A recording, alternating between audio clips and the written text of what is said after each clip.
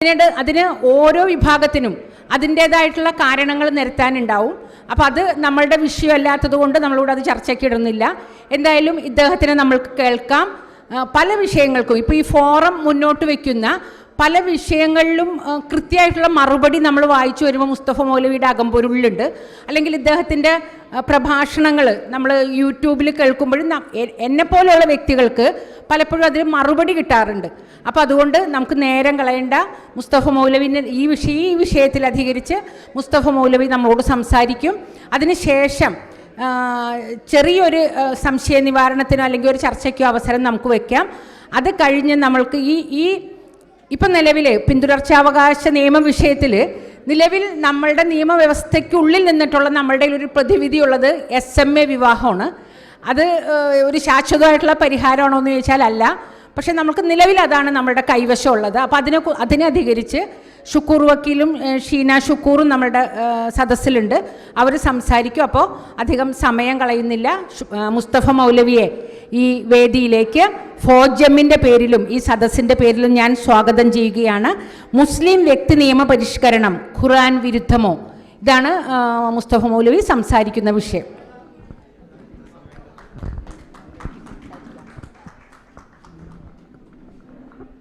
എല്ലാവരും ഒന്ന് കടന്നിരിക്കാമോ? മുന്നോട്ട് കടന്നിരിക്കാമോ?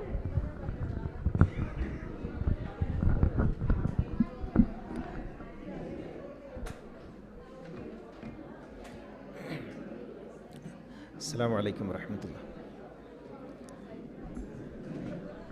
ഈ പരിപാടിയിൽ സംബന്ധിക്കുന്നതിൽ എനിക്ക് ഏറെ സന്തോഷമുണ്ട്.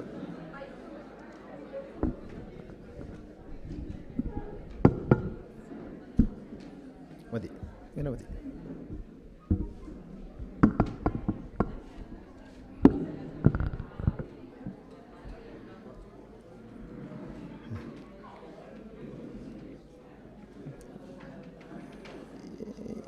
ഫോർജമിൻ്റെ ഈ പ്രോഗ്രാം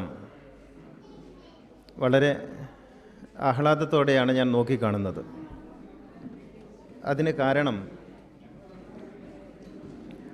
ഇസ്ലാമിനകത്ത് മുസ്ലിം സ്ത്രീകൾ അനുഭവിക്കുന്ന ഡിസ്ക്രിമിനേഷൻ, വിവേചനം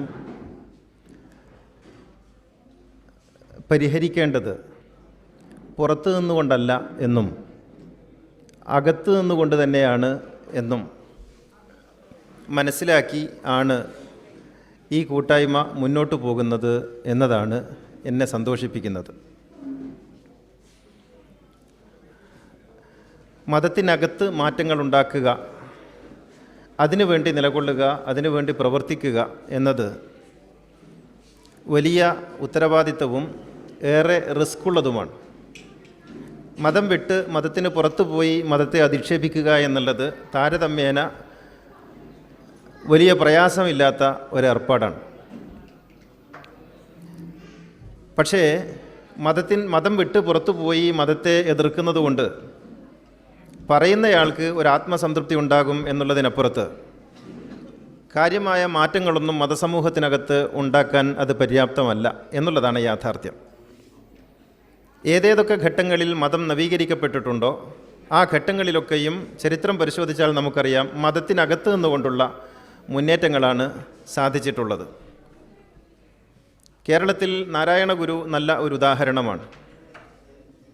നാരായണ ഗുരു ഹിന്ദുവല്ല എന്ന് പ്രഖ്യാപിച്ച ഒരു സന്യാസിയാണ്. നാം ഹിന്ദുവല്ല എന്ന് പ്രഖ്യാപിക്കുക മാത്രമല്ല, അങ്ങനെ വിളംബരപ്പെടുത്തിയ ഒരു സന്യാസിയാണ്.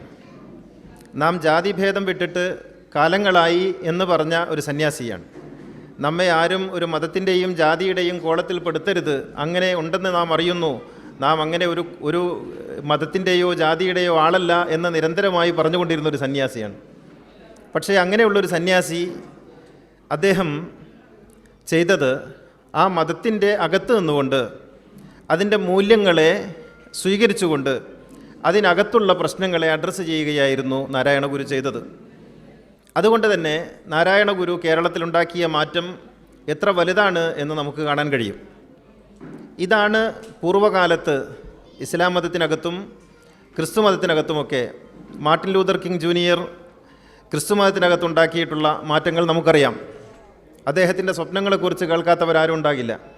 അപ്പോൾ ഇതാണ് യഥാർത്ഥത്തിൽ മതത്തിനകത്ത് ഉള്ള നവോത്ഥാനത്തെക്കുറിച്ച് അല്ലെങ്കിൽ മാറ്റത്തെക്കുറിച്ച് ആലോചിക്കുമ്പോൾ നമ്മുടെ മനസ്സിലുണ്ടായിരിക്കേണ്ടുന്ന ഒരു വലിയ കാര്യം.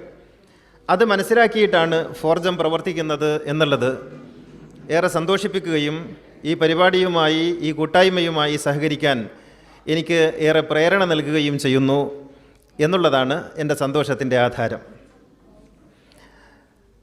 നമുക്ക് ഏതൊരു വിഷയത്തെയും അങ്ങനെ സമീപിക്കാം, രണ്ട് തരത്തിൽ സമീപിക്കാം, അകത്ത് നിന്നുകൊണ്ടും പുറത്തു നിന്നുകൊണ്ടും സമീപിക്കാം.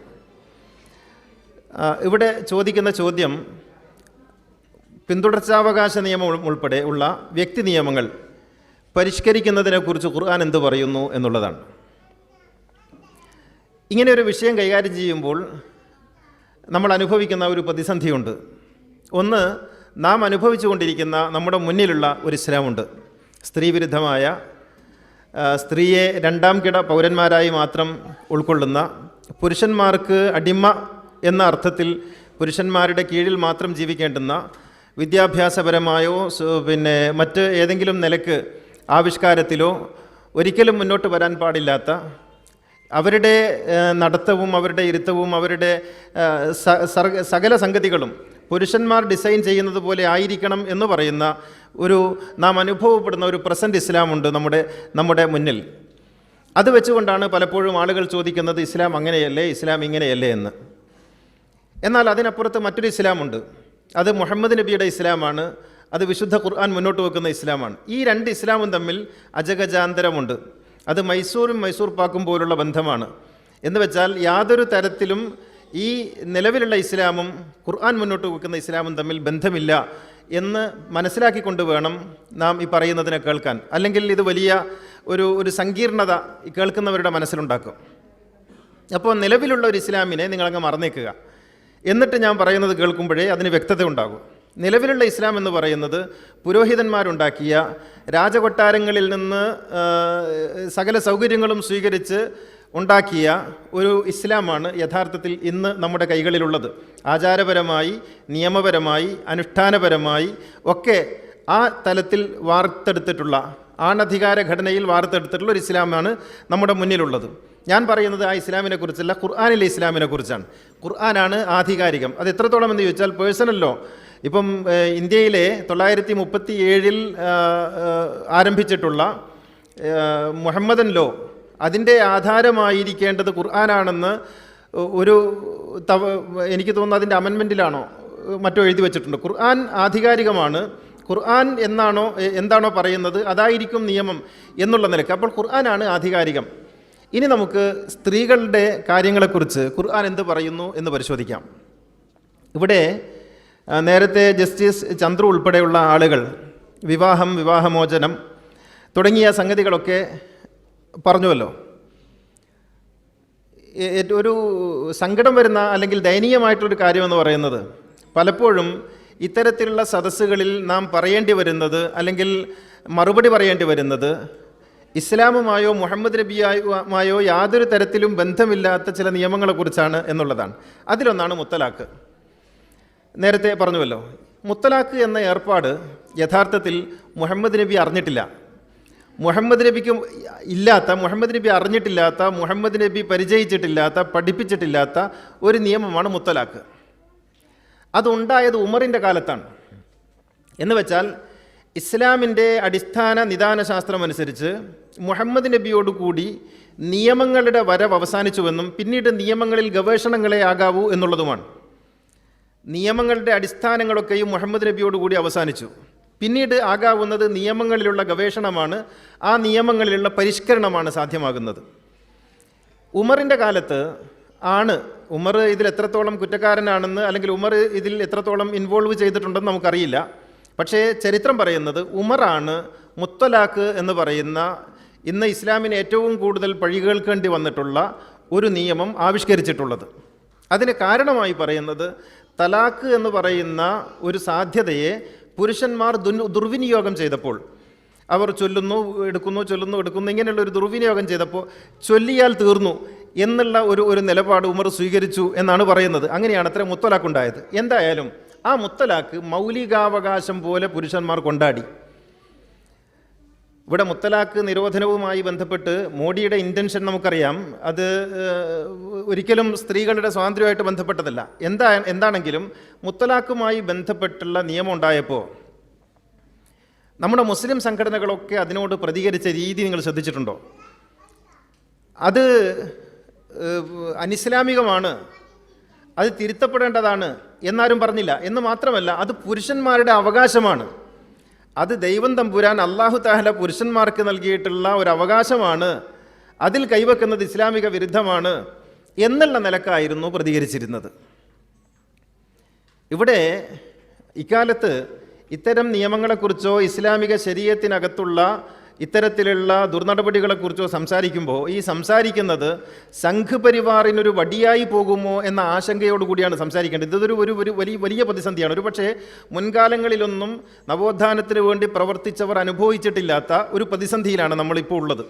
നമ്മൾ എന്തെങ്കിലും ഒന്ന് പറയുമ്പോൾ ആ പറയുന്നത് എത്രത്തോളം ഇസ്ലാമിന് ഗുണമാണ്, അല്ലെങ്കിൽ മുസ്ലിംകൾക്ക് അനുഗുണമാണ്, അല്ലെങ്കിൽ ഇതിന് ഇരയാക്കപ്പെടുന്ന സ്ത്രീകൾക്ക് അനുഗുണമാണ് എന്ന് ചിന്തിക്കുന്നതോടൊപ്പം തന്നെ ഇത് എങ്ങനെയാണ് നിലവിലുള്ള രാഷ്ട്രീയ അവസ്ഥയിൽ മുസ്ലിങ്ങൾക്കെതിരെ അല്ലെങ്കിൽ ന്യൂനപക്ഷങ്ങൾക്കെതിരെ ഒരു ജനാധിപത്യ പ്രക്രിയയിൽ വടിയായിട്ട് ഉപയോഗപ്പെടുത്തുക എന്നുകൂടി ആലോചിക്കേണ്ടതുണ്ട്. ഇത് ഒരു കടുത്ത പ്രതിസന്ധിയാണ്. അതുകൊണ്ട് തന്നെ ചിലതൊക്കെ പറയാതിരിക്കേണ്ടി വരുന്നു എന്നുള്ളത് എന്നെപ്പോലെയുള്ളവർ അനുഭവിക്കുന്ന ഒരു ആത്മസംഘർഷം കൂടിയാണ്. അപ്പോൾ പറഞ്ഞു വരുന്നത് മുത്തലാഖ് അതിലൊന്നാണ്. ഇങ്ങനെ നോക്കിയാൽ സ്ത്രീകളുമായി ബന്ധപ്പെട്ടിട്ടുള്ള സകല നിയമങ്ങളിലും നമുക്കിത് കാണാം. ഇത് പള്ളിപ്രവേശനം മുതൽ, ചെറിയ കാര്യമല്ല, പള്ളിപ്രവേശനം മുതൽ. പള്ളിപ്രവേശനം എന്ന് പറയുന്നത് സ്ത്രീകൾക്ക് പള്ളിയിൽ പ്രവേശിക്കാം, ഇതൊരു അനുവാദമാണ്. ഈ അനുവാദം ആര് കൊടുക്കണം? പുരുഷന്മാർ കൊടുക്കണം. പള്ളി ആരുടേതാണ്? അത് പുരുഷൻ്റെതാണെന്നും പള്ളി പുരുഷൻ്റെതാണെന്നും സ്ത്രീകൾക്ക് ഞങ്ങൾ അവിടെ കയറാൻ അനുവാദം കൊടുക്കുന്നു എന്നും ഉള്ള ഒരു ധ്വനിയാണ് പള്ളിയിൽ സ്ത്രീകൾക്ക് പ്രവേശിക്കാമെന്നുള്ളിടത്തുള്ളത്. സുന്നികൾ പള്ളിയിൽ സ്ത്രീകൾ പ്രവേശിക്കരുത് എന്ന് പറയുന്നതും പള്ളിയിൽ പ്രവേശിക്കാമെന്ന് മുജാഹിദും ജമാഅത്തെ ഇസ്ലാമിയും പറയുന്നതും രണ്ടും ഒരുപോലെയാണ് എന്ന് നിങ്ങൾ മനസ്സിലാക്കണം. നമ്മൾ വിചാരിക്കുന്നത് ഇതൊക്കെ വലിയ പുരോഗമന സംഭവമാണെന്നാണ്. അല്ല, സ്ത്രീകൾ എവിടെ പ്രവേശിക്കണം എന്നുള്ളതാണ്. പുരുഷന്മാർ മെയിൻ കവാടത്തിലൂടെ പ്രവേശിക്കുമ്പോൾ സ്ത്രീകൾക്കൊരു ഇടുങ്ങിയ വഴിയും ഇടുങ്ങിയ വാതിലുമാണുള്ളത്. അവർക്ക് വൃത്തിയാക്കാത്ത ബാത്റൂമും വൃത്തിയാക്കാത്ത ഒരു തട്ടുമാണുള്ളത്. പുരുഷന്മാർ കയറുന്ന വാതിലിലൂടെ കയറാൻ സ്ത്രീകൾക്കുമുള്ളതാണ് പള്ളി, സ്ത്രീകളുടേത് കൂടിയാണ് പള്ളി, പുരുഷന്മാരുടേത് മാത്രമല്ല പള്ളി എന്ന് അംഗീകരിച്ച് പുരുഷന്മാർക്കും സ്ത്രീകൾക്കും ഒരേ വഴിയിലൂടെ കയറാനും ഒരേ വഴിയിലൂടെ ഇറങ്ങാനും ഒരുപോലെ ഇരിക്കാനും ഒരുപോലെ പ്രാർത്ഥിക്കാനും കഴിയുന്ന ഒരു പള്ളി ഉണ്ടാകുമ്പോഴാണ് അത് സ്ത്രീകൾക്ക് അവകാശപ്പെട്ട പള്ളിയാണ് എന്ന് പറയുന്നത്. ഇവിടെ തുടങ്ങുന്നുണ്ട് സ്ത്രീകളോടുള്ള വിവേചനം എന്ന് പറയുന്നത്. അത് വലുതായിട്ടാണ്. എന്ന് വെച്ചാൽ ഇത് ഒരു ഇൻഹെറിറ്റേഷൻ അല്ലെങ്കിൽ അനന്തരാവകാശ സ്വത്തിൽ തീരുന്ന വിഷയമല്ല, അസ്തിത്വത്തിൽ തീരുന്നതാണ്. സ്ത്രീകൾ എവിടെ നിന്ന് സൃഷ്ടിക്കപ്പെട്ടു എന്നുള്ളിടത്തു നിന്ന് തുടങ്ങുന്നതാണ്. സ്ത്രീകൾ സൃഷ്ടിക്കപ്പെട്ടത് വളഞ്ഞ വാരിയലിൽ നിന്നാണ് എന്നുള്ളതാണ്. അവിടെയാണ് സ്ത്രീകളുടെ അസ്തിത്വത്തെ സംബന്ധിച്ചുള്ള മതത്തിൻ്റെ കാഴ്ചപ്പാടിരിക്കുന്നത്. ഇത് ഖുർആൻ പറയുന്നതല്ല. ഇത് രാജാക്കന്മാരുടെ കൊട്ടാരത്തിൽ നിന്ന് സ്ത്രീവിരുദ്ധമായ നിങ്ങൾക്കൊരു ഹദീസ് കാണാൻ പറ്റും. ആ ഹദീസ് ഇങ്ങനെയാണ്: സ്ത്രീകളെ അധികാരമേൽപ്പിച്ച ഒരു സമൂഹം മുടിഞ്ഞു പോകും.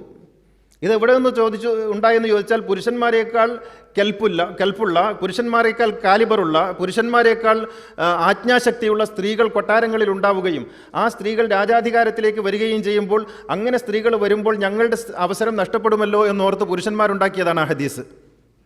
ഇങ്ങനെയാണ് ഹദീസ് ഉണ്ടാക്കുന്നത്. ഒരു ഹദീസ് ഉണ്ടാക്കുന്നതിന് ഒരു ദീനാർ നിശ്ചയിച്ചിരുന്ന കാലം ഉണ്ടായിരുന്നു.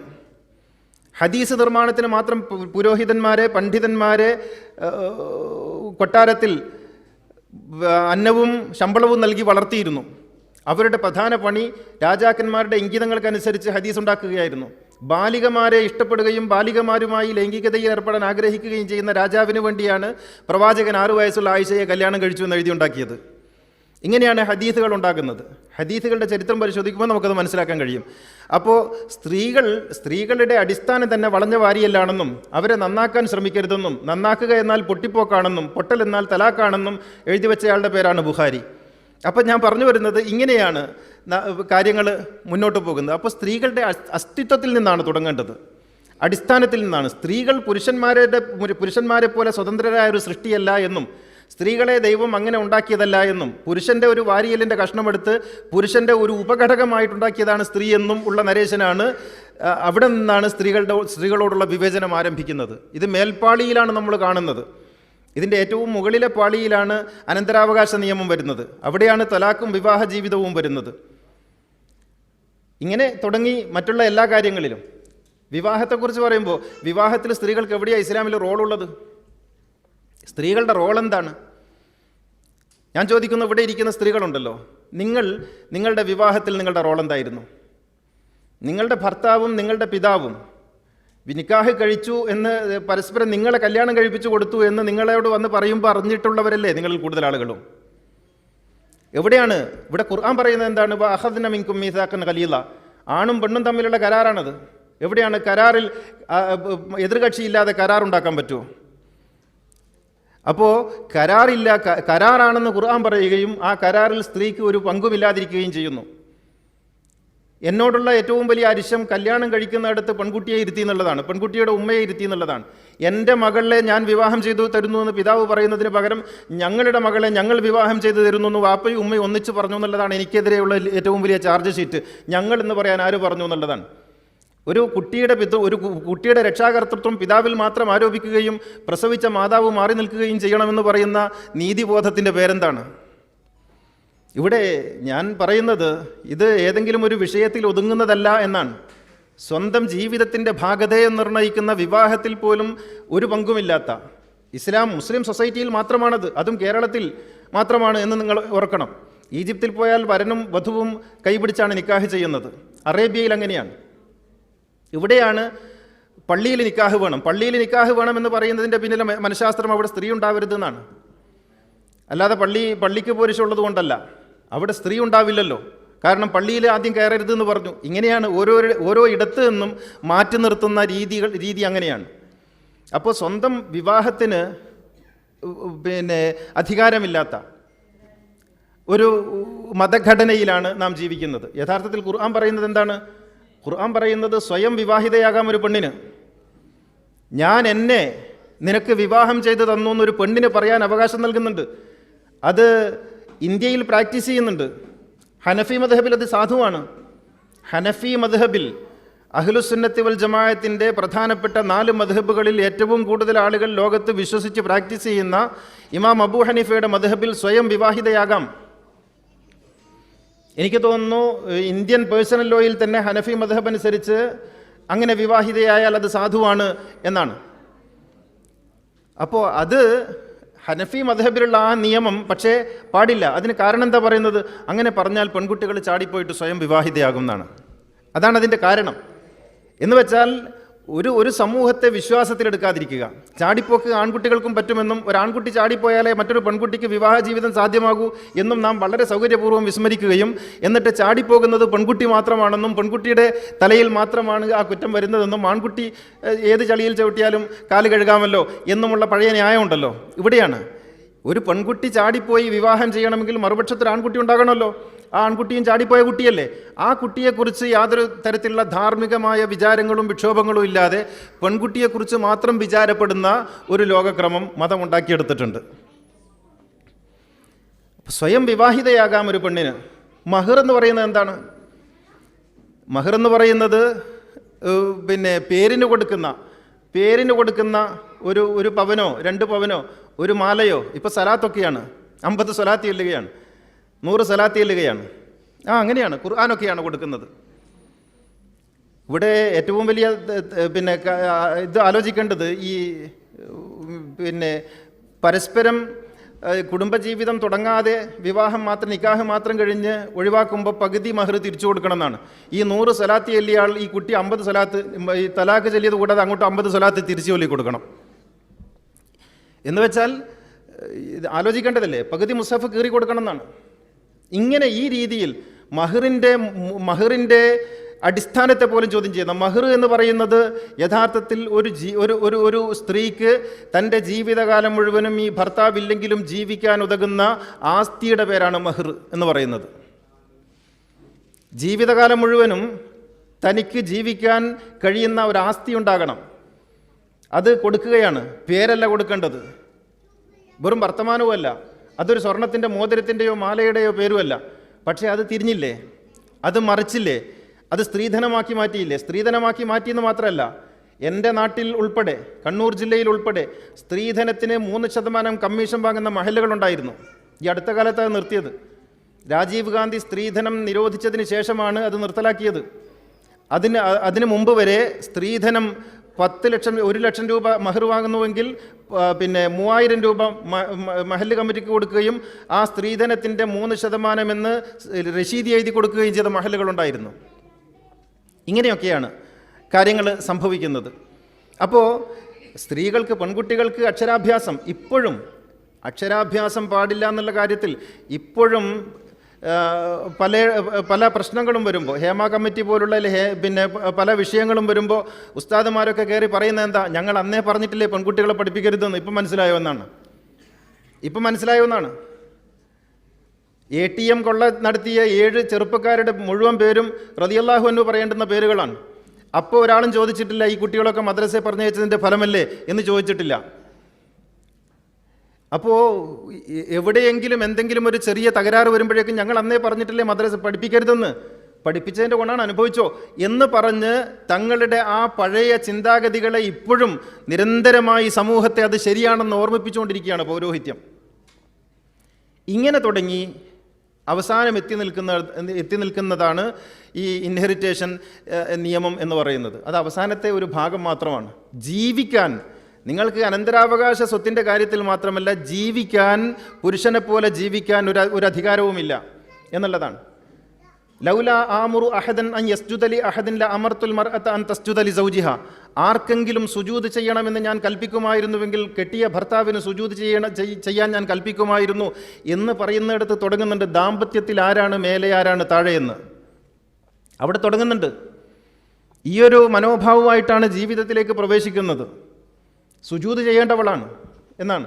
അങ്ങനെ സുജൂദ് ചെയ്യേണ്ടവളാണ് എന്ന ബോധത്തിൽ ആണ് ഭാര്യയെ കാണുന്നത്. അങ്ങനെയാണ് അവളെ ട്രീറ്റ് ചെയ്യുന്നത്.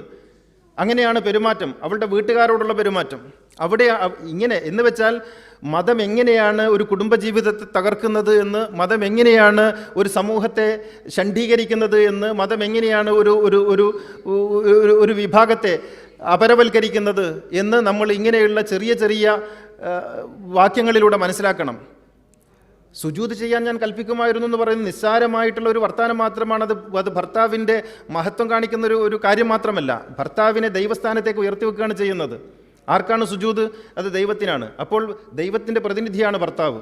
അങ്ങനെ ദൈവസ്ഥാനത്തേക്ക് ഉയർത്തി വെച്ചുകൊണ്ട് അയാൾ സർവാധികാരിയാണ്, ചോദ്യം ചെയ്യപ്പെടാൻ പാടില്ലാത്തവനാണ് എന്ന് വന്ന് വരുത്തി തീർക്കുകയാണ്. ഇങ്ങനെ തുടങ്ങി ഓരോരോ ഘട്ടങ്ങളിലും സ്ത്രീയെ 2ാം തരക്കാരിയോ 3ാം തരക്കാരിയോ കൊള്ളാത്തവളോ ദൈവത്തിന് പറ്റിയ ഒരു കൈത്തറ്റ് എന്ന നിലയിലോ ആണ് പറഞ്ഞുകൊണ്ടിരിക്കുന്നത്. ദൈവത്തിന് പറ്റിയ ഒരു കൈത്തറ്റാണ് യഥാർത്ഥത്തിൽ സ്ത്രീ എന്ന് പറയുന്നത് മതങ്ങളുടെ വിശദീകരണത്തിൽ.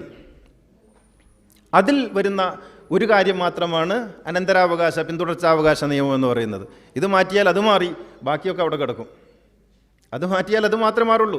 യഥാർത്ഥത്തിൽ നമ്മുടെ കുട്ടികളെ വളരെ ചെറുതിലെ, നിങ്ങളുടെ വീടുകളിൽ വളരുന്ന കുട്ടികളെ വളരെ ചെറുതിലെ ഇത് പഠിപ്പിച്ചു വരണം. അവിടെയാണ് പഠിപ്പിക്കേണ്ടത്. നിങ്ങളുടെ വീട്ടിലെ ആൺകുട്ടികളെ പഠിപ്പിക്കണം പെൺകുട്ടികളെ ബഹുമാനിക്കാൻ, പെൺകുട്ടികളെ തുല്യതയോടെ കാണാൻ. ഇങ്ങനെ ഇവനെ അഴിച്ചിട്ട് അടിവസ്ത്രം അലക്കേണ്ടവളല്ല പെൺകുട്ടി, നിൻ്റെ പെങ്ങൾ നിൻ്റെ അടിവസ്ത്രം അലക്കേണ്ടവളല്ല എന്ന് ഉമ്മമാർ പഠിപ്പിച്ചു കൊടുക്കണം. നീ തിന്ന പ്ലേറ്റ് കഴുകേണ്ടവളല്ല അവൾ, നിനക്കും കഴുകാം, നീ കഴുകേണ്ടവനാണ് എന്ന് പഠിപ്പിച്ചു കൊടുക്കണം. അവിടെ തുടങ്ങണം ഇത്. മതം എന്ന് പറയുന്നത് പ്രാക്ടീസിലൂടെ ലഭിക്കേണ്ടത് കൂടിയാണ്. അല്ലാതെ ഉമ്മാൻ്റെ കാലിനടിയിലാണ് സ്വർഗം എന്ന് 100 പ്രാവശ്യം പറഞ്ഞാലും സ്വർഗമൊന്നും അവിടെ വരില്ല. ഉമ്മാനോട് ഉമ്മാനോട് ഉമ്മാനോടെന്ന് 3 പ്രാവശ്യം ആവർത്തിച്ച് പറഞ്ഞാലും ഇതൊക്കെ പറയാൻ കൊള്ളാം. എവിടെയാണ് ഇരിക്കുന്നത് എന്ന് ഓർക്കണം നമ്മൾ.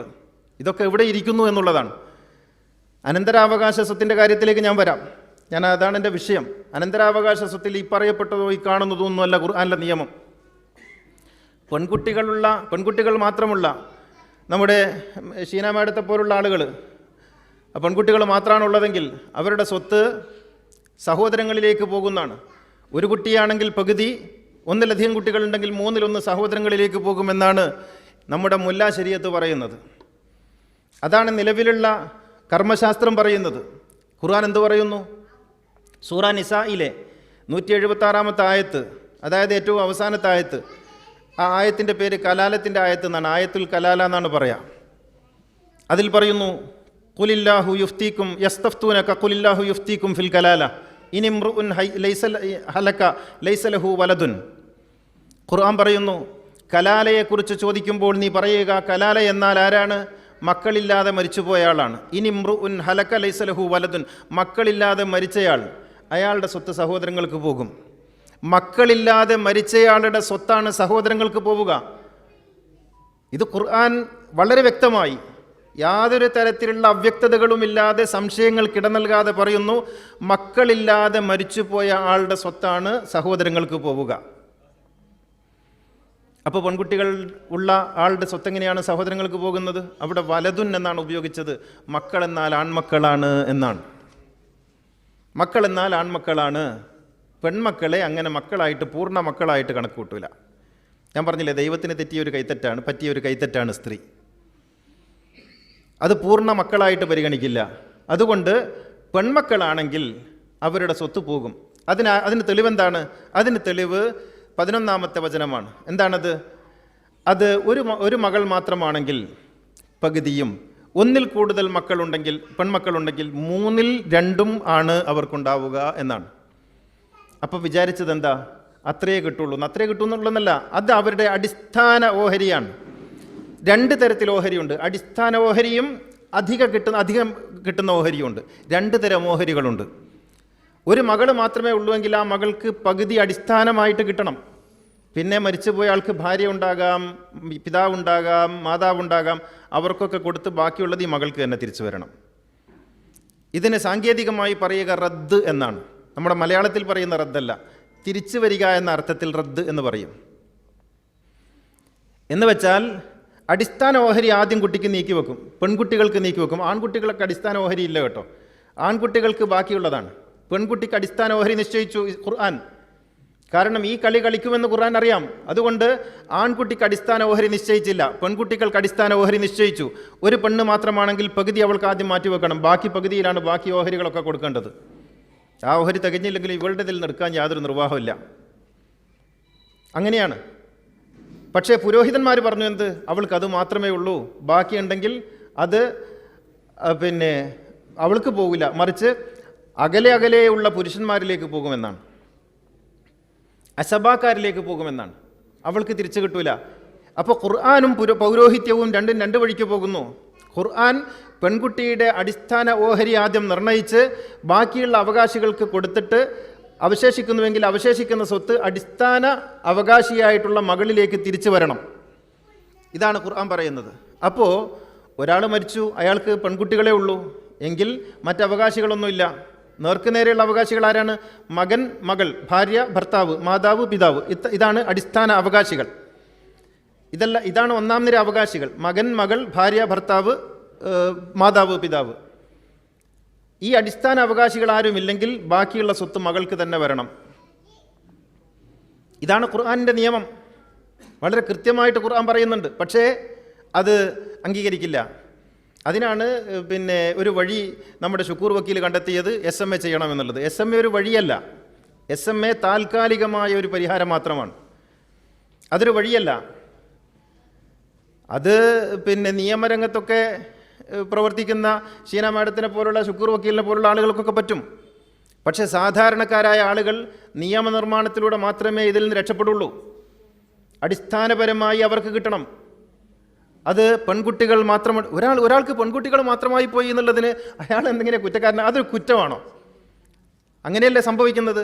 ഒരാൾക്ക് പെൺകുട്ടികളേ ഉള്ളൂ, അയാൾ കുറ്റക്കാരനാണ്, അതിൻ്റെ പണിഷ്മെൻ്റാണ്, അയാളുടെ സ്വത്ത് സഹോദരങ്ങളിലേക്ക് പോകും. ഇതിന് പറയുന്ന ന്യായം എന്താണെന്ന് അറിയോ നിങ്ങൾ? ന്യായം, ഈ രക്ഷിതാക്കൾ ഈ പിതൃ സഹോദരന്മാർ ഈ പെൺകുട്ടികളെ സംരക്ഷിക്കേണ്ടവരാണ് എന്നുള്ളതാണ്. പിതൃ സഹോദരങ്ങളാണ് ഈ പെൺകുട്ടികളെ സംരക്ഷിക്കേണ്ടത്. പിതൃ സഹോദരങ്ങളെ സംരക്ഷിക്കണം എന്ന് പറയുമ്പോൾ അതിന് എവിടെയാണ് തെളിവുള്ളത്? അതങ്ങനെയാണല്ലോ നാട്ടു നടപ്പ് എന്നാണ്. ഇനി അങ്ങനെ വരുമ്പോൾ നമുക്ക് ചോദിക്കാനുള്ളത്, ഈ പെൺകുട്ടികളെ പിതൃ സഹോദരന്മാർ സംരക്ഷിച്ചില്ലെങ്കിൽ ഈ പെൺകുട്ടികൾക്ക് ഇത് ഏതെങ്കിലും ഒരു കോടതിയിൽ ക്ലെയിം ചെയ്യാൻ പറ്റുമോ എന്നുള്ളതാണ്. ചാലഞ്ച് ചെയ്യാൻ പറ്റുമോ? എന്നെ എൻ്റെ എളാപ്പയും മൂത്താപ്പയും സംരക്ഷിക്കുന്നില്ല, എൻ്റെ ഉപ്പാൻ്റെ സ്വത്ത് അവർക്ക് കൂടി അവകാശപ്പെട്ടതാണ് എന്ന് പറഞ്ഞാൽ അവർ പറയും ഞങ്ങൾക്കങ്ങനെ നിയമപരമായ ബാധ്യതയൊന്നുമില്ല എന്ന് പറയും. ഒരു കിതാബിൽ എഴുതി വച്ചിട്ടില്ല, ഒരു കിതാബിലും അങ്ങനെ ഒന്നും എഴുതി വച്ചിട്ടില്ല. ഇനി അതിനേക്കാൾ വലിയ രസം, ഈ മരിച്ചയാൾക്ക് 1 മാസം മാത്രം പ്രായമുള്ള ആൺകുട്ടിയാണെന്ന് നോക്കുക. 1 മാസം മാത്രം പ്രായമുള്ള ഒരു ആൺകുട്ടിയാണ്. ഈ പിതൃ സഹോദരങ്ങൾക്ക് സ്വത്ത് കിട്ടൂല, അപ്പോൾ സംരക്ഷണം അവിടെ, അപ്പോൾ സംരക്ഷണം എന്നുള്ള ആ നിയമം വരണ്ടേ? 1 മാസം മാത്രം പ്രായമുള്ള പിഞ്ചു പൈതലല്ലേ, ആ കുട്ടിയെയല്ലേ സംരക്ഷിക്കേണ്ടത്? പക്ഷെ അവർക്ക് കിട്ടൂല, ആണാണ് എന്നുള്ളതാണ്. അപ്പോൾ ഖുർആൻ അടിസ്ഥാനമാക്കി ഈ നിയമം പരിഷ്കരിക്കപ്പെടണം. അത് ഖുർആൻ്റെ പൂർണ്ണ സപ്പോർട്ട് അതിനുണ്ട്. ഞാൻ പറയുന്നു, ഫോർജം ഈ രീതിയിൽ മുന്നോട്ട് പോവുകയാണെങ്കിൽ ഖുർആനികമായിട്ടുള്ള തെളിവ് നൽകാൻ ഏതറ്റം വരെയും ഞാൻ വരും. ഖുർആനിൽ നിന്ന് ഇത് കൃത്യമായിട്ട് ഏത് ബുദ്ധിയുള്ള ജഡ്ജിക്കും മനസ്സിലാക്കിയെടുക്കുന്നതിന് യാതൊരു പ്രയാസവും ഇല്ല. രണ്ടാമത്തത് പകുതിയും ഇരട്ടിയുമാണ്. ഇത് ഖുർആൻ വ്യക്തമായി പറഞ്ഞൊരു സംഗതിയാണ്. ലിദ്ദക്കരി മിസ്ലു ഹദ്ദിൽ ഉൻസയൈൻ, ആണിന് പെണ്ണിൻ്റെ ഇരട്ടിയാണ്. ഇതെങ്ങനെ മാറ്റുക? ഖുർആനിൽ മാറ്റം പാടില്ല. ഞാനൊരു ഖുർആൻ വ്യാഖ്യാതാവാണ്. ഖുർആനിൽ മാറ്റം വരുത്താൻ പാടില്ല എന്ന് വിചാരിക്കുന്ന, അത് അങ്ങനെ പറയുന്ന ഒരാളാണ്. അപ്പോൾ ഖുർആൻ വളരെ വ്യക്തമായിട്ട് പറയുന്നു ആണിന് പെണ്ണിൻ്റെ ഇരട്ടിയാണ്. അപ്പോൾ എന്തു ചെയ്യും? ഇത് പലരും ഈ പുരോഹിതന്മാർ കൊടുക്കുന്ന ഒരു ചോദ്യമാണ്. കണ്ടില്ല, ഖുർആനിൽ പറഞ്ഞതിനെതിരെ എങ്ങനെയാണ് സംസാരിക്കുക? എന്നാൽ അറിയണം, ഖുർആൻ അൺകണ്ടീഷണലായിട്ടല്ല അത് പറഞ്ഞിരിക്കുന്നത്. ആണായതുകൊണ്ട് ഇരട്ടി കിട്ടും, പെണ്ണായതുകൊണ്ട് പകുതിയേ കിട്ടുള്ളൂ എന്ന് ഖുർആൻ പറഞ്ഞെങ്കിൽ ഓക്കെ, ശരിയാണ്. പക്ഷേ ഖുർആൻ അത് കണ്ടീഷണലാണ് പറഞ്ഞിട്ടുള്ളത്, കണ്ടീഷണൽ നിയമമാണത്. 4 തരം നിയമങ്ങൾ ഖുർആനിലുണ്ട്, അതിലൊന്നാണിത്. അത് എന്താണ് കണ്ടീഷൻ? ബിമാ അംഫഖൂ മിൻ അംവാലിഹിം ലിർരിജാലി അലൈഹിന്ന ദറജ. പുരുഷനൊരു പ്രിവിലേജ് ഉണ്ട്, ഖുർആൻ പറയുന്നു. ആ പ്രിവിലേജ് എന്താണ്? ബിമാ അംഫഖൂ മിൻ അംവാലിഹിം, അവൻ്റെ സ്വത്തിൽ നിന്ന് ചെലവഴിക്കുന്നു എന്നുള്ളതാണത്. എന്ന് വെച്ചാൽ സ്ത്രീക്ക് ഏൺ ചെയ്യാനോ, സ്ത്രീക്ക് സ്വന്തമായി സ്വത്ത് കൈവശം വെക്കാനോ, സ്ത്രീക്ക് സ്വതന്ത്രമായി ചെലവ് ചെയ്യാനോ സാധിക്കാത്ത ഒരു സാമൂഹിക ക്രമത്തിൽ ഒരു കാലത്ത് അങ്ങനെയുള്ള സ്ത്രീക്ക് സ്വത്ത് കിട്ടിയിട്ടൊരു കാര്യമില്ലല്ലോ. ചെലവഴിക്കാൻ കഴിയില്ലെങ്കിൽ പിന്നെ സ്വത്ത് കിട്ടിയിട്ട് എന്താ കാര്യം? ചെലവഴിക്കുന്ന ആൾക്കാണല്ലോ സ്വത്ത് കൊടുക്കേണ്ടത്, അയാൾക്ക് സ്വത്ത് കൊടുത്തു. കാലം മാറി.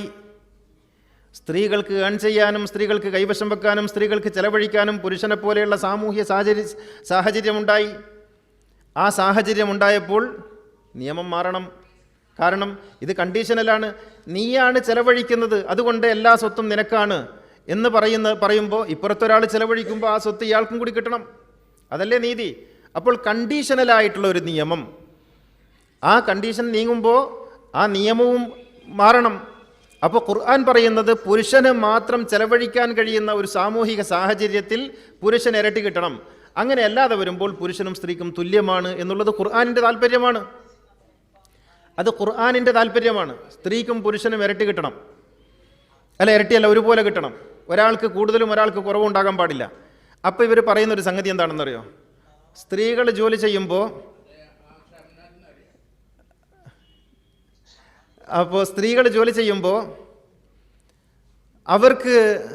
അവർ ചെലവഴിക്കുന്നില്ലെങ്കിൽ പ്രശ്നമില്ലല്ലോ. അവർ സ്വർണം വാങ്ങാനല്ലേ ഉപയോഗപ്പെടുത്തുന്നത്. അവർ ജ്വല്ലറി പോകുന്നു, സ്വർണം വാങ്ങുന്നു, അവർ പാത്രവും ചട്ടിയൊക്കെ വാങ്ങുന്നു. ഇതൊക്കെ ആരാ വാങ്ങിക്കൊടുക്കേണ്ടിയിരുന്നത് അങ്ങനെയാണെങ്കിൽ? മാത്രമല്ല, ഈ സ്വർണം വാങ്ങിയിട്ട് സ്വർണം എന്ത് ചെയ്യുന്നു? ഒരു സ്ത്രീ അവളുടെ ജീവിതകാലത്ത് ഉണ്ടാക്കുന്ന സ്വത്ത് മുഴുവനും സ്വർണം വാങ്ങാൻ ഉപയോഗിക്കുന്നു എന്ന് വെക്കുക. ആ സ്വർണം വാങ്ങാൻ ഉപയോഗിക്കുന്നു. ഈ സ്ത്രീ സ്വർണം വാങ്ങി കുറേ ലോക്കറിൽ വെച്ചു, കുറേ കഴുത്തിലിട്ടു, കുറേ കാതിലിട്ടു. എന്നിട്ട് ഈ സ്ത്രീ അങ്ങ് മരിച്ചു പോകുന്നു. ഈ സ്വർണം ആർക്ക് കിട്ടും? കുടുംബത്തിന് കിട്ടും. അപ്പോൾ ഈ സ്ത്രീ ഉണ്ടാക്കിയത് കുടുംബത്തിനാണോ അതല്ല പിന്നെ നാട്ടുകാർക്കാണോ? എങ്കിൽ അരിയും പരിപ്പും വാങ്ങിയിട്ട് തീർന്നു പോയ ഭർത്താവിൻ്റെതിനേക്കാൾ വിലമതിക്കേണ്ടത് ഏത് സ്വത്തിനെയാ? കുടുംബത്തിന് വേണ്ടി ഉണ്ടാക്കിയ ഈ സ്വത്തിനെയല്ലേ. ഒരു വരുമാനവും അത് സ്ത്രീയുടേതാകട്ടെ പുരുഷൻ്റെതാകട്ടെ കുടുംബത്തിൻ്റെതായിട്ടേ തീരുള്ളൂ. എങ്ങനെയാണെങ്കിലും അത് കുടുംബത്തിൻ്റെതായിട്ടാണ് വരിക. അപ്പോൾ സ്ത്രീ സമ്പാദിക്കുന്നു എങ്കിൽ പുരുഷന് കിട്ടുന്നത് പോലുള്ള സ്വത്ത് സ്ത്രീക്കും കിട്ടണമെന്നുള്ളത് ഖുർആനിൻ്റെ താല്പര്യമാണ്. അല്ലാതെ പുരുഷനായതുകൊണ്ട് പുരുഷൻ ഇരട്ടിയുണ്ട് എന്നല്ല ഖുർആൻ പറഞ്ഞത്. ചെലവഴിക്കാൻ സാധ്യതയുള്ളത് പുരുഷൻ മാത്രമാണ് എന്നതുകൊണ്ട് പുരുഷന് ഇരട്ടി കൊടുക്കണം എന്നാണ്. അത് ഇരട്ടി കൊടുക്കൽ ന്യായവുമാണ്. അല്ലാത്ത ഘട്ടത്തിൽ അങ്ങനെയില്ല. ഞാൻ തന്നെ എൻ്റെ ഖുർആൻ പരിഭാഷയിൽ ഡോക്ടർ ഖദീജ മുംതാസിനോട് ഞാൻ കടപ്പെട്ടിരിക്കുന്നു. അവരാണ് എൻ്റെ 2ാം വോള്യം പ്രകാശനം ഏറ്റുവാങ്ങിയിട്ട് സംസാരിച്ചത്. അന്ന് അവരെന്നോട് പറഞ്ഞത് സ്റ്റേജിൽ വെച്ച് പറഞ്ഞത്, മൗലവി ഇതിൽ എഴുതിയ ചില വാചകങ്ങളോട് എനിക്ക് വിയോജിപ്പുണ്ട്. അത് എൻ്റെ കണ്ണു തുറപ്പിക്കുകയും ഞാൻ പിന്നീട് ആലോചിക്കുകയും ചെയ്തതിന് ശേഷം ഞാൻ ഈ കാര്യം തഫ്സീറിൽ എഴുതിയിട്ടുണ്ട്. അപ്പോൾ സ്ത്രീക്ക് സ്ത്രീധനം കൊടുക്കുന്നുണ്ടല്ലോ, ഇതാണ് സ്ത്രീക്ക് സ്ത്രീധനം കൊടുക്കുന്നുണ്ട്. സ്ത്രീധനം കൊടുക്കുന്നത് കൊണ്ട് പിന്നെ അവൾക്ക് ഒരുപാട് സ്വർണവും ഒക്കെ കൊടുക്കുന്ന ആൺകുട്ടികൾക്ക് അതൊന്നും കിട്ടുന്നില്ലല്ലോ, അതുകൊണ്ടാണ് ഇരട്ടി എന്നാണ്. സ്ത്രീധനം കൊടുക്കുന്നു എന്നുള്ളത് ഇല്ലീഗൽ ആക്ടിവിറ്റിയാണ്. ഇല്ലീഗൽ ആക്ടിവിറ്റി എങ്ങനെയാണ് ഒരു ലീഗലായിട്ടുള്ള അവകാശത്തെ ഹനിക്കുക? ഇപ്പോൾ ഉദാഹരണത്തിന് ഒരു വില്ലേജ് ഓഫീസറെ നിശ്ചയിക്കുമ്പോൾ ഗവൺമെൻറ് പറയുന്നു ശമ്പളമൊന്നുമില്ല, നിങ്ങൾക്ക് കൈക്കൂലി കിട്ടുമല്ലോ എന്ന് പറയുന്നു. അങ്ങനെ പറയുന്ന പോലെയല്ലേ സ്ത്രീധനം കൊടുക്കുന്നു. സ്ത്രീധനം കൊടുക്കുക എന്നുള്ളതൊരു ഇല്ലീഗൽ ആക്ടിവിറ്റിയാണ്. ഇല്ലീഗൽ ആക്ടിവിറ്റി എങ്ങനെയാണ് ഒരു സ്ത്രീയുടെ ലീഗലായിട്ടുള്ള നിയമത്തെ, അവകാശത്തെ ഹനിക്കുക? അത് പറ്റില്ലല്ലോ. പണ്ട് പള്ളിയിലൊക്കെ നിശ്ചയിക്കുമ്പോൾ അങ്ങനെ ഉണ്ടായിരുന്നു. പള്ളിയിലൊക്കെ നിശ്ചയിക്കുമ്പോൾ ചെറിയ ശമ്പളം പറയും കമ്മിറ്റി, എന്നിട്ട് പറയും ബാക്കി നിങ്ങൾക്ക് ഫാത്തിഹക്കും മൗലൂദിനും മാലക്കൊക്കെ പോയാൽ കിട്ടുമെന്ന് പറയും. ഇതുപോലെ അല്ലല്ലോ. അപ്പോൾ ഇതിനെ പിന്നെ ന്യായീകരിക്കുന്ന വഷളായ രീതികളെക്കുറിച്ചാണ് ഞാൻ പറയുന്നത്. അപ്പോൾ അടിസ്ഥാനപരമായി ഇന്നത്തെ കാലത്ത് സ്ത്രീക്കും പുരുഷനും തുല്യമായ സ്വത്ത് കിട്ടണമെന്നുള്ളത് ഖുർആനിൻ്റെ താല്പര്യമാണ്. പിന്നെയുള്ളത് അനാഥരായ പൗത്രൻ്റെ അനന്തരാവകാശവുമായി ബന്ധപ്പെട്ടതാണ്. അത് ധാരാളം ഞാൻ അകമ്പൊരുളിൽ എഴുതിയിട്ടുണ്ട്. വളരെ വലിയ വിഷയമാണ്. ഞാൻ പറഞ്ഞു വരുന്നത്, വ്യക്തി നിയമത്തിൽ ഞാൻ എൻ്റെ ഒരു അഭിമുഖത്തിൽ പറഞ്ഞിട്ടുണ്ട്, 90% ഇന്ത്യൻ വ്യക്തി നിയമത്തിലുള്ള മുസ്ലിം വ്യക്തി നിയമത്തിലുള്ള 90% നിയമങ്ങളും 90% നിയമങ്ങളും ഖുർആൻ വിരുദ്ധമാണ്. അത് അഡോപ്ഷൻ തൊട്ട് അനന്തരാവകാശ നിയമം തൊട്ട് വിവാഹമോചനം മുതലായ സംഗതികളിലൊക്കെയുള്ള വസിയത്ത് മുസ്ലിങ്ങൾക്ക് വസിയത്ത് യാതൊരു നിയമപ്രാബല്യമില്ല. 1/3 എന്നാണ്. അതും ആർക്ക്? പുറത്ത് കുടുംബത്തിൽ അതും പറ്റില്ല. ഖുർആൻ വളരെ കൃത്യമായിട്ട് പറയുന്നു, മാതാപിതാക്കൾക്ക് വസിയത്ത് എഴുതി വെക്കണം എന്ന് വെച്ചാൽ അനന്തരാവകാശം നിശ്ചയിച്ചിട്ടുള്ള മാതാപിതാക്കൾക്ക് തന്നെ അവർക്ക് കൂടുതൽ ആവശ്യമാണെന്ന് തോന്നിയാൽ വസിയത്ത് എഴുതി വെക്കണമെന്ന് ഖുർആൻ കൽപ്പിച്ചപ്പോൾ ഖുർആൻ നിയമം ഇവിടെ പറയുന്നത് മുസ്ലിങ്ങൾക്ക് അങ്ങനെ ഒരു വസിയത്ത് പാടില്ലെന്ന്, പറ്റില്ല എന്നാണ്. 1/3 അതും പുറത്ത് അനന്തരാവകാശികൾക്ക് അതും പറ്റില്ല. അപ്പോൾ ഇങ്ങനെ ഇന്ത്യൻ പേഴ്സണൽ ലോ നോക്കിയാൽ 90% ഖുർആനിക വിരുദ്ധമാണ്. ഒന്ന് ആഴത്തിൽ പഠിച്ചാൽ 100% ഖുർആൻ വിരുദ്ധമാണ് എന്ന് പറയേണ്ടതായിട്ട് വരും. അപ്പോൾ ഈ മാത്രമല്ല, നിങ്ങൾക്ക് ആലോചിച്ചാൽ മതി, ഈ ശരീഅത്ത് എന്ന് പറയുന്നത് അള്ളാൻ്റെ ദുനിയാവിൽ ഒന്നാണല്ലോ. പക്ഷേ ഇന്ന് ലോകത്ത് ഏതേതൊക്കെ രാഷ്ട്രങ്ങളുണ്ടോ മുസ്ലിം രാഷ്ട്രങ്ങൾ, ആ മുസ്ലിം രാഷ്ട്രങ്ങളിലൊക്കെ ഉള്ള നിയമങ്ങൾ വ്യത്യസ്തമാണ്. ഈജിപ്തിൽ അനന്തരാവകാശത്തിൽ അനാഥരായ പൗത്രന് സ്വത്തവകാശം മറ്റ് മക്കൾക്കുള്ളതുപോലെ ബാധകമാണ്. ഇന്ത്യയിൽ അതില്ല. ടുണീഷ്യ എന്ന് പറഞ്ഞാൽ മുസ്ലിം രാഷ്ട്രമാണ്. അവിടെ പാർലമെൻറ്റിൽ 50%-ലധികം മുസ്ലിം പണ്ഡിതന്മാരാണ്. സാധാരണക്കാർ പോലുമല്ല, പണ്ഡിതന്മാരാണ് പാർലമെൻറ്റിലുള്ളത്. അങ്ങനെയുള്ള ടുണീഷ്യയിൽ 2018 നടന്ന ചർച്ച സ്ത്രീകൾക്കും പുരുഷന്മാർക്കും തുല്യമായി സ്വത്തവകാശം നൽകുന്നതിനെക്കുറിച്ചുള്ളതായിരുന്നു. അങ്ങനെ എന്ന് വെച്ചാൽ ലോകത്ത് വ്യത്യസ്ത നാടുകളിൽ വ്യത്യസ്ത ശരീഅത്തുകളാണ് ഉള്ളത്. പാകിസ്ഥാനിലുള്ള ശരീഅത്തും ഇന്ത്യയുടെ ശരീഅത്തും രണ്ടാണ്. ബംഗ്ലാദേശിലെ ശരീഅത്ത് വേറൊന്നാണ്. അപ്പോൾ ഇതിൽ ഏതാണ് ശരീഅത്ത്? അപ്പോൾ ഇതിൽ നിന്ന് മനസ്സിലാക്കാൻ കഴിയും, ഇതൊക്കെയും പണ്ഡിതന്മാർ ഗവേഷണം ചെയ്ത് മാറിക്കൊണ്ടിരിക്കുകയാണ്. വളരെയധികം മാറിക്കഴിഞ്ഞു. പക്ഷേ ഇപ്പോഴും നമ്മൾ ഖുർആൻ വിരുദ്ധമായ ഇതിൻ്റെ ഭാരവും പേറിയാണ് ജീവിക്കുന്നത്. അതുകൊണ്ട് മുന്നോട്ട് പോവുക. ഇത് തീർച്ചയായും മാറണം, മാറിയേ തീരൂ. അതിൻ്റെ ഏറ്റവും നല്ല ശുഭകരമായ സൂചനയും തുടക്കവുമാണിത്. ഇത് ഇവിടം കൊണ്ട് അവസാനിക്കരുത്. ഇത് കേരളത്തിന് പുറത്തേക്ക് പോകണം. പണ്ഡിതന്മാരുടെ ഉറക്കം കെടുത്തണം. നേരത്തെ പ്രമേയത്തിൽ പറഞ്ഞു പണ്ഡിതന്മാർ ശരിയാവണം. പണ്ഡിതന്മാർ ശരിയാവില്ല, പണ്ഡിതന്മാർ ശരിയാകും.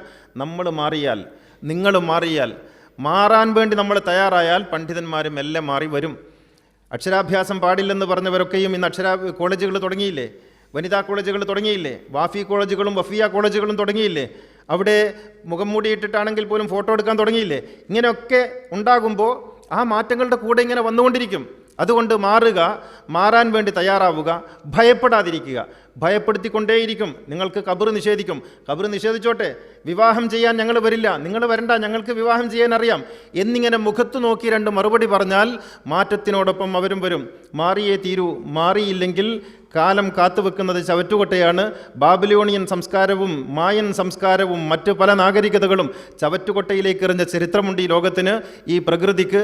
അങ്ങനെ ചവറ്റുകൊട്ടയിലേക്ക് മാറ്റപ്പെടാതിരിക്കണമെങ്കിൽ മാറ്റത്തിനോടൊപ്പം സഞ്ചരിച്ചേ മതിയാകൂ. അതിന് ഈ ഫോർജം നേതൃത്വം നൽകട്ടെ എന്ന് ഞാൻ ആഗ്രഹിക്കുന്നു, ആശംസിക്കുന്നു. നന്ദി, നമസ്കാരം.